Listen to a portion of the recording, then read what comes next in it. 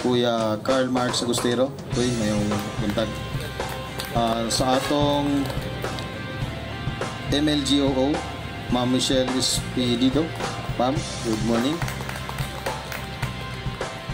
Sa atong partner agencies, panahon sa pagbagyo, kaniya itong Bureau of Fire o Coast Guard. Sa BFP, Marvin Galagala, sir. Morning. Sa itong Philippine Coast Guard, Sir Charles Villalon. Kaya may buntag. O sa atong mga kapitanes o kagawad, ananiya karon sa Barangay Santa Cruz, Kuya Cap GB Casinyo. Koy, may buntag ya. Sa Barangay Mohon, Kapitana Chona Cosin, Cap, may buntag. Barangay Poblasyon, Kuya Cap Umar Mano, Cap, may buntag.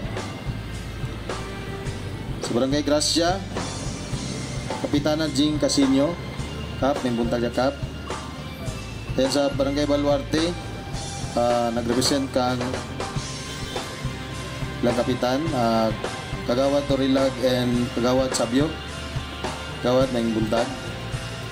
Then sa Barangay Santa Ana, Kagawad Kating Atchas. Barangay Rosario, Kagawad Marlon Akiman, Kagawad may buntag. And lastly, atong napaday, Barangay Kasinglot, former Kagawad Richard Pilin. And lastly, atong Kagawad sa Natumulan, Kagawad Ahon, may buntag. Okay, so kaniya atong kanan niya itong aktibidades sa atong National Disaster Risk Reduction Resilience Month for 2024. Nagtema gani og bantayog nakatatagan at ang pabuklod sa layuning handaan. So, basi nag-question mo ba nga, ano sige man tanda kani? Ang purpose kita ni is not only the contest but to test the preparedness sa atong munisipyo. Not only the municipality but also the barangay. So nakita magad ninyo, kami sa Inderimo, despite nga uban sa mo equip na, ang knowledge of skills nga among gina-enjoy sa kada barangay, amo na lang siyang yatag sa inyo. So muni karon, sugod karon, antod sunod pila ka tuigan, amo na gina siya hinahinay og hatag sa barangay. Ano amo ni siyang gusto i-emphasize? Kay usapa ang atong lungsod is part of the river basin. Ang LGU Taguluan dili lang isa ka flood prone area. Sumala nakita ninyo nga ang Taguluan na diya atong Taguluan fault line, kanatong Taguluan River Fault. Then usa po na ang atong lungsod is prone Japon to landslide. Samot na sa Barangay Rosario. Then ang atong lungsod is very industrialized. Isa na siya, dagantag kumpanya. So unsay kasagaran kay kitabo dinhi, murag kada bulan mahiyap nga 2-3 kada bulan naagi fire incident. Muna din atong partner implemente atong Bureau of Fire. Karon tungod kay progressive na nga atong lungsod, hinahinay na siya og saka, dili gid nato na kalikayan nga magka-urban flooding na ta. Kung makakita mo dito sa dinhi sa Crossing Bigmar, nanay ginahinay diya nga flood control. Gi hatag o gipangita kumagi ni Congressman Bambi, no, mabutangan gina siya og kanang drainage diya. So muna siya last time nasigutan na mo ni Mayor nga kung pwede unahon gid nato ang kaning drainage plan. Kay kung dili nato na siya unahon, muna dako kay nato nga problema na mo puy problema sa Cagayan de Oro karon. So dapat before kita mag-develop og samot ang mga structures, kuno simento, dapat unahon gid nato ang kaning drainage plan. Kay usa pa ang atong lungsod is catch basin. Unsa ni siyang catch basin? So catch basin mga lungsod sama sa Malitbog, Ipasugong, Manolo o ganing din sa Malaybalay, Sumilaw, tanan tubig nila padulong nga sa tuwa. That's why we need to prevent and mitigate para dili nato na siya ma-encounter nga problema. Then usaan na kana siya nga problema dili lisod mo ginato na siya mapunggan. Unsaon nato pag-mitigate, unsaon nato pag-prepare ning ani nga programa. That's why we need to capacitate the barangay para panahon og nay bagyo, nay sunog, nay earthquake, ang matag barangay kabalo na mo liyok ug kabalo na sad unsaon ilang buhaton. Then aside ani, we are hoping barangay nga unta dili lang unta sa contest kani siya taman. Unta makita namo nga kamo na mismo mo function mo as the same sa mua. Na by sityo ninyo, ini na gina siyang i-capacitate. So, kung need ninyo assistance na among opisina together with our MLGO Ma'am Michelle, ato ni siyang i-grab opportunity because ang atong MLGO, yung expertise is disaster preparedness. So, lucky kita kay na si Ma'am Mitch, mag-guide na niya kung sa'y angin na ito buhaton. Pagka last na kung akan, no? Unta kani siyang activity, dili na ito siya imon as contest. Walaon na siya nga nauna. Ang ato din is how we become a resilient community. Pamaagi sa kinabangay sa matag barangay. So, yun na kayo nakutason, yan na pa si kagawad, na pa siya isulti sa pundiri. So, kato lang, may buntag sa tanan. Kapitan Omar, aman to si Kapitan Omar. Nawala man. Bitaw pinatiaw. Ako po ning dalion kay maningkamot po ko nga makaapas sa mong session karong buntaga kay nasa ko gipa-aprobahan karong buntaga sa atong local ordinance nga hydromet protocol. Walay laing tumong kundi ang safety sa atong katawhan o sa tanan rescuer panahon sa kalamidad o emerhensya. Una, ako na kong pagtahod sa itong inahan sa itong lungsod sa Taguluan, Mayor Attorney Nadia Imano Ilipe, sa akong mga kauban, isang Guniang Bayan, headed by Vice Mayor Robinson Sapio, sa ato pong MBR Head, si Kuya JP Di Rosario, si Ma'am Michelle Espedido, atong MLGO, sa atong men in uniform, nadiri ang taga-BFP, na si Sir Marvin Galagala. Sir, good morning. Sa ato pong Philippine Coast Guard, headed by Kuya Charles Dilalon, Kuy Menguntag. Sa nakadaiyang barangay officials, SK Council, BDRMO, ug namay kani bisita sa tanan, bisita subli, mayong buntag. Maragula galing ta nakapamangaw. Today is the kick-off ceremony of National Disaster Resilience Month, July 2024, with the theme Bantayog ng Katatagan at ang Pagbubukod sa Layuning Kahandaan.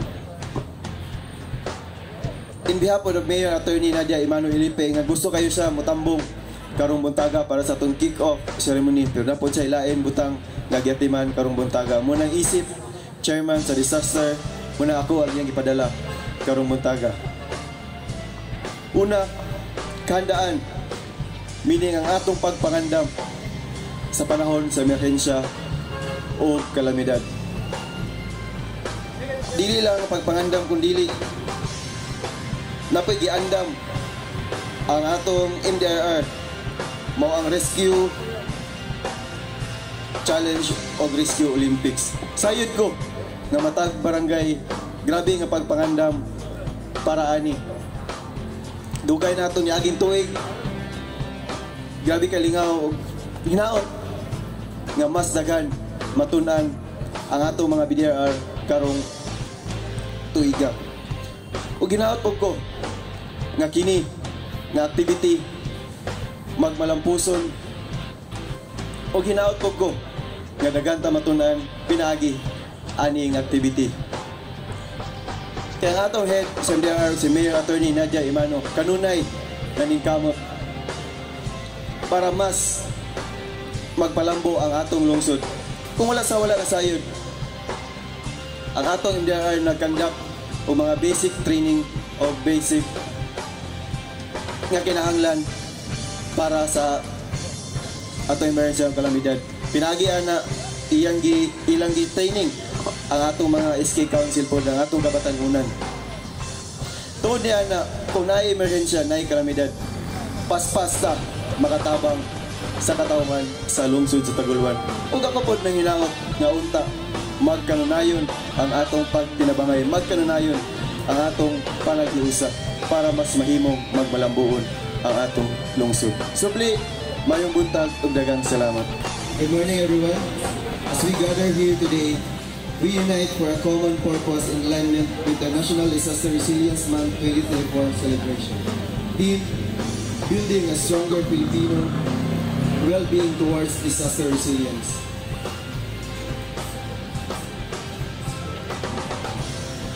So this is the part of Mayor. As your local chief executive, I affirm our collective commitment to becoming a disaster-resilient municipality in Misamis Oriental. We are already resilient. We are known survivors of various circumstances and disasters. Strong fighters in our most disparate situations. We have managed to overcome disappointments and emerge stronger and more determined to face any challenges that come our way. Today, as we commence the NDRM activities for July 2024, I hope we work together as one, demonstrating a resilient character as Tagulwaners. Let us show the world that we can become even more resilient and stronger in the face of treacherous disasters. Good luck to all participants. Continue striving to learn more about disaster preparedness and resilience. With that, I hereby declare the National Disaster Resilient Month Activities 2024 for the municipality of Taguluan, Misamis Oriental officially open. Nakailas ako as sa itong MC. Ako inyong MLGO Michelle Abe Espedito. Nag-start ko sa Taguluan last March 2024. And ang DILG is Vice Chair sa Preparedness, Disaster Preparedness. Ako ang pasalamat ng LG Taguluan uban sa mga barangays, inyuhag yung itagaang pagtagad ang preparedness. Ang kanin naman, dedicated siya to raise awareness, atong i-strengthen atong capacity, pag-unsaon kung na ay mga kalamidad maabot sa atong community sa atong barangay. And ato po ginapromote kung unsaon nga prepared ka. Because ang disaster, anytime sa di ba maabot, usahay dili mananghid, usahay dili magpahibalo. Except aning mga kung nalugay bagyo, kaya ato man siya mag-forecast, kumahan na siya. But like earthquake, dili na po kabalo kung aha na siya nga level nga kaya na ba i-detect nato kung naay kaabot na earthquake. So kung naay mga human-induced nga disaster. So napuntay ka ng mga armed conflict, naman yung mga human-induced nga disaster. Puyag-uyag sa Taguluan, wala man tayo red area. Naapuntay ka ng mga infectious diseases nga disaster. And mauna itong na-experience, diba? Last way back, 2019 to 2022, until now, ga-recover pa ta sa itong na-experience sa COVID-19. So munang, inanaka-importante kung sa ta dapat ka-prepare in terms of addressing disaster, in terms of pag-recover nato from disaster. So, dili lang siya taman na aware ta kung sa ang disaster, but dapat atong i-grab ang opportunity. Sama ani karon naman, naay naka-line up na activities, naay naka-line up na trainings para sa inyo ha. Diba sir, I think mag-start today or tomorrow na ay ICS na training, Incident Command System na training. And ay representative ikan sa mga barangays. So, kaya i-grab natin ang opportunity because dili lang siya para lang mag-comply ang LGU or mag-comply ang barangays, but para kabalutan tanan. Kung isa'y buhaton kung naay disaster. Prepared ta tanan, manong kinahanglan na ta prepared kung naay disaster. Because dili na gusto naay casualty. Kung sa national level, ang target, 0 casualty. same na up to the barangay level. Any disaster na mahitabo, dapat zero casualty. So mga nilabay ng mga disasters, always ginapatawag o ginakol ang attention sa itong LCD sa isa ka munisipyo kung ay casualty na ilahang na record din. So, uban kaninyo sa mga barangay, sa itong partner sa Coast Guard, sa Bureau of Fire Protection, sa itong M3, at ang pwedeng tungutan kung sa may maabot na disaster sa inyong community, wala tayo casualty. And dili na ta nga ka ng mataranta kung sa'y buhaton. So sa inyong ian ng mga trainings, I hope dili lang siya mga maglabay lang. Sulod dili, labay, gawas dito. Dapat hindi siya learn by heart and put into practice, especially sa itong mga SKs. Ato sila tagaan o guidance, tagaan nato sila chance to perform kung sa dapat ilahang role. And of course, sa itong mga barangay officials, kami sa DLG, uban sa LGU na hinaot na nagit mo i-allocate na sakto nga pundo. Pila ang gi-required nga pundo for BDRR? Libre those snacks. 5%. Diba? 5% na dapat naka-allocate sa inyong B-Dream plan. And dapat na amo inyong B-Dream plan na gihimo. Sir, kinsa na nagsabit ng B-Dream plan? Kompleto na ba ni sila?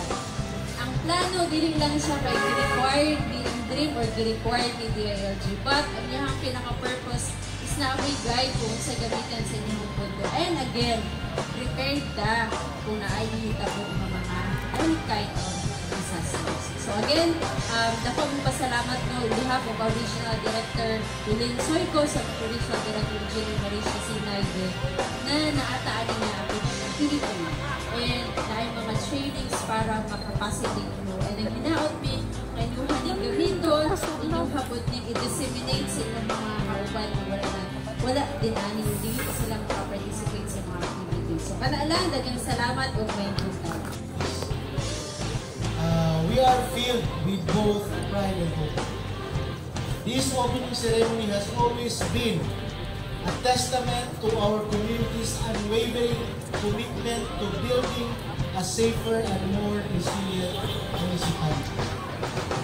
In this kick-off ceremony, I would like to extend my heartfelt gratitude in advance to each and everyone, especially to the 9 barangays, who has come and will always be contributing to the success of this month-long event.